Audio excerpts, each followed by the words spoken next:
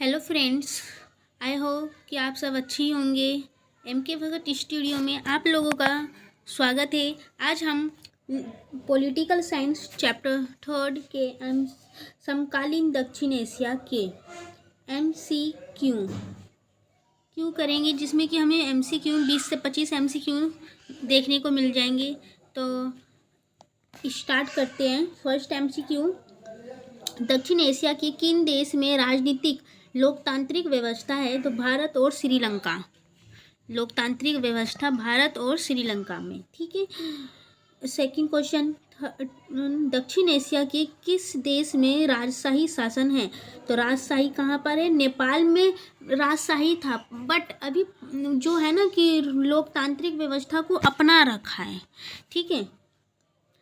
फिर उन्होंने बीच में अपना राजा का शासन मांग शुरू कर दिया था, बट अभी इस पे कार्रवाई चल रही है, अभी फिक्स नहीं हुआ, बट पहले लोग था, है ना। यहाँ पे क्वेश्चन भी है, देख सकते हैं। राजशाही शासन था तो नेपाल में, ठीक है।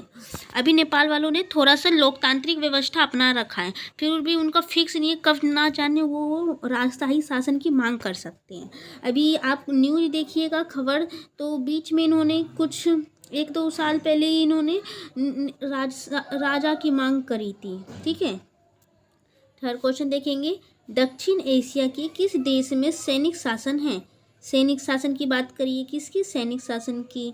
तो पाकिस्तान और बांग्लादेश में क्या है? सैनिक शासन व्यवस्था है। अब हम देखेंगे फोर्थ क्वेश्चन, दक्षिण एशिया के किस देश में राजतंत्र में बहुदलीय लोकतंत्र है? राजतंत्र में बहुदलीय, राजशाही अलग है, राजदल में बहुदलीय, मतलब राजा का शासन, उसी में बहुत लोगों का योगदान होता है, ठीक है ना। तो वो है भूटान। क्या है? भूटान। 5 क्वेश्चन, पाकिस्तान में स्थायी लोकतंत्र न रहने के क्या कारण है? ठीक है, लोकतंत्र ना रहने के क्या कारण है? तो वहाँ पे एक तो धर्मगुरु है, सेना है, स्वामी का दबदबा होना, ये 3 कारण है, ठीक है। इसके वजह से वहाँ पे अभी तक ना, मतलब लोकतांत्रिक आता है, फिर वो हो जाता है, सेना का शासन हो जाता है, मतलब कंफर्म ही नहीं है पाकिस्तान वालों को। तो उसका कंफर्म है मतलब कि ये वहाँ लोकतांत्रिक सेना नहीं है। यही कभी लोकतांत्रिक होता है, कभी सेना का शासन हो जाता है। तो वो किसके वजह से? धर्मगुरु, सेना और भूस्वामी, ये सबको ज़्यादा दबदबा है वहाँ पर, ठीक है ना। इसी कारण वहाँ पे लोकतंत्र अभी तक फिक्स नहीं हुआ है। 6 क्वेश्चन देखेंगे, भारत और नेपाल के बीच में क्या संधि कथन है? तो देखिए, भारत और नेपाल से आने वाली नदी के जल को साझा करते हैं, ठीक है, देख सकते हैं, ये साझा करते हैं। और एक बात तो और है कि नेपाल से भारत जाओ या भारत से नेपाल जाइएगा ना, तो वहाँ पे आपको टैक्स, टोल टैक्स, कर या वीज़ा का नो लेन देन होता है। क्योंकि मैं खुद ही नेपाल गई हूँ, मैंने कुछ नहीं दिया था, बस बॉर्डर क्लोज करते हैं ना, तो वहाँ पे इंडियन का जो सिम होता है वो सिम चलना बंद हो जाता है। बाकी सब कुछ इंडियन पैसा वहाँ पे चलता है, और वहाँ पे चलता है, ठीक है। और नेपाली पैसा भी ना, मतलब इंडिया में थोड़ा दूरी पे चलती है, थोड़ी दूरी पे, जैसे कि जो नेपाल और बिहार का बॉर्डर लगा हुआ है ना, इंडिया और बिहार का, थोड़ा सा उस पर पैसा, नेपाली पैसा को लेन देन करते हैं, ठीक है। अब हम देखेंगे 7 क्वेश्चन।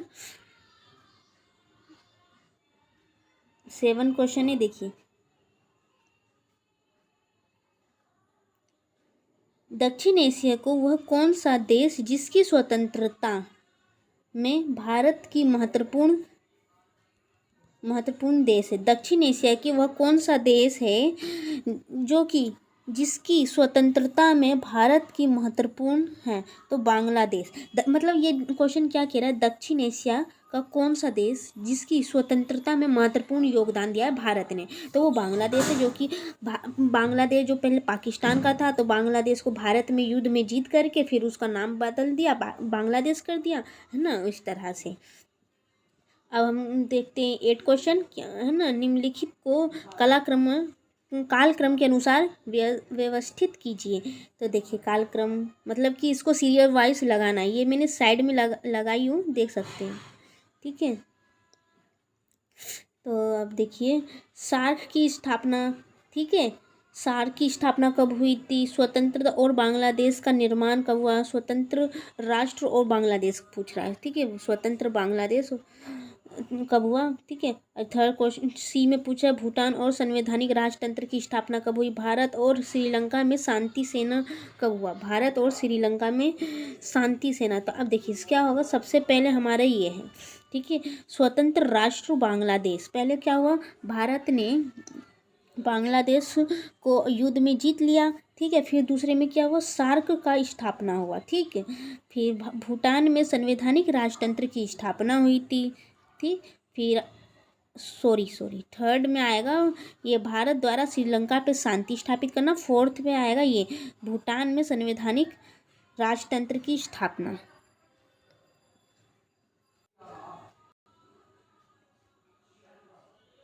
नाइन क्वेश्चन देखेंगे, पाकिस्तान की खुफिया एजेंसी का नाम क्या है, वहाँ की एक एजेंसी है खुफिया, तथा कब उसका गठन हुआ। देखिए इस क्वेश्चन में आपका दो आंसर निकल जाएगा, एजेंसी का क्या नाम है, ठीक है, और अब दूसरा पूछा जा रहा है गठन कब हुआ, तो गठन हुआ 1948 में इसका गठन हुआ, और वहाँ की जो एजेंसी है ना, एजेंसी का नाम है ISI, ये रहा, ठीक है, ये वहाँ की एजेंसी, खुफिया एजेंसी जिसे कहते हैं, ठीक है। 10th ये है, सियाचिन ग्लेशियर विवाद दक्षिण एशिया के किस देश के साथ है, दक्षिण एशिया के किस देश के साथ है, गिलाचिन और ग्लेशियर का विवाद, तो ये किसके साथ है, भारत और पाकिस्तान के संग होते ही रहता है, ठीक।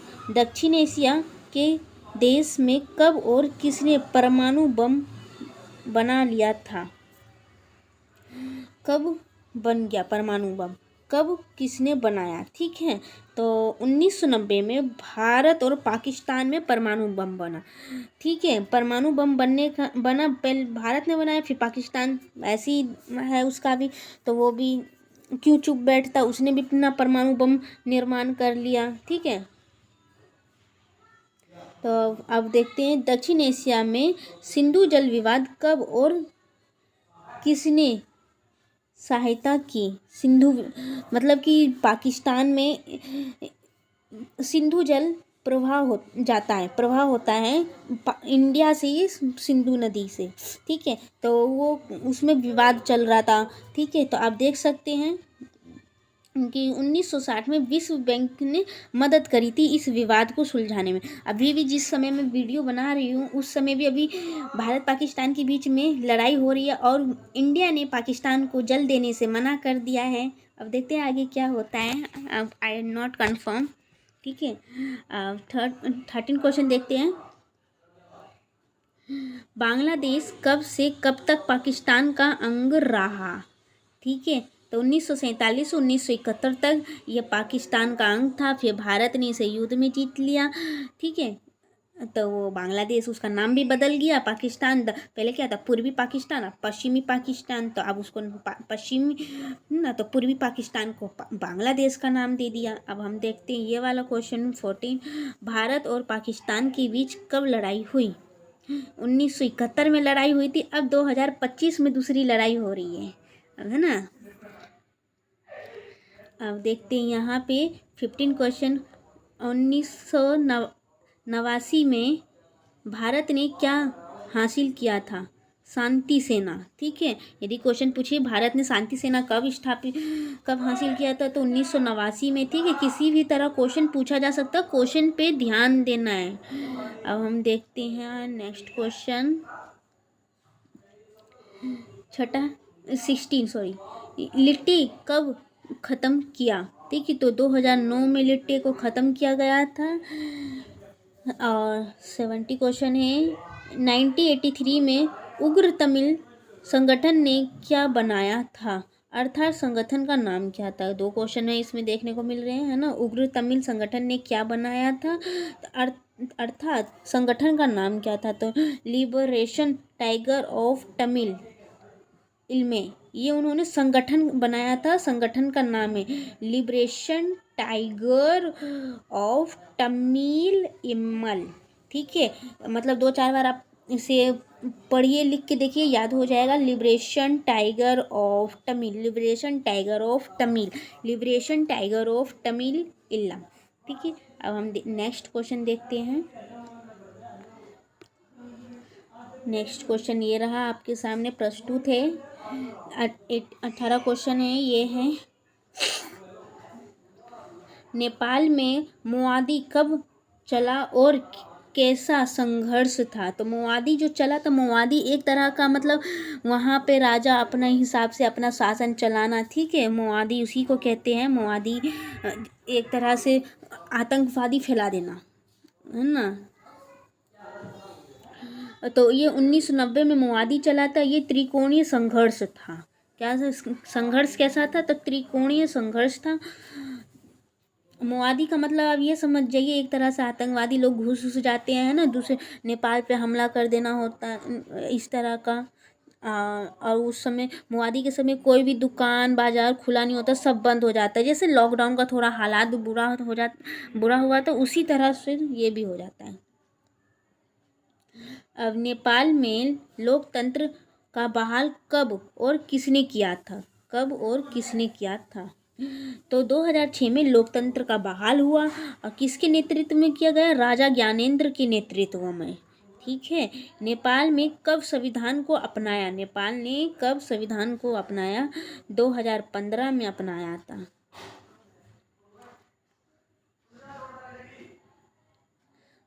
अब नेक्स्ट क्वेश्चन देखते हैं।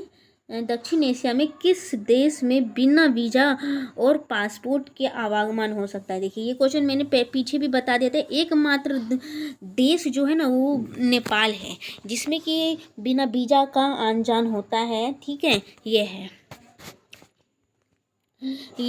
ए। ठीक है, SAARC का फुल फॉर्म क्या है? तो आप देख सकते हैं, यह है south Asia association of regional cooperation. South Asia association for regional cooperation, regional cooperation, south Asia association of regional cooperation. वह देश जो दक्षिण के देश में सल्तनत 1968 में थे, वो है महाद्वीप। सल्तनत 1990 में थे, महाद्वीप। ठीक है, नेक्स्ट क्वेश्चन देखते हैं। जातीय संघर्ष झेलने वाला दक्षिण एशिया में कौन सा देश है? तो वह है श्रीलंका। श्रीलंका में अब भारत के तमिल राज्य में लेके वो लड़ाई हो गया था ना, सिंहली और तमिलों के बीच में। तो वो एकमात्र जो है देश दक्षिण एशिया, श्रीलंका और तमिल। भारत की तरफ से राज्य तमिल आ जाएगा और श्रीलंका ये देश हो जाएगा। ठीक है, और 25 क्वेश्चन देखते हैं। दक्षिण एशिया में सिंधु नदी जल समझौते से संबंधित देश में कौन सा देश है ना, समझौते से संबंधित? तो वह है पाकिस्तान। दक्षिण एशिया में सिंधु नदी जल समझौते से संबंधित देश कौन सा है? तो वह है पाकिस्तान। वीडियो देखने के लिए थैंक यू। और इसी तरह वीडियो देखने के लिए MK भगत स्टूडियो को सब्सक्राइब करें। जय हिंद, जय भारत।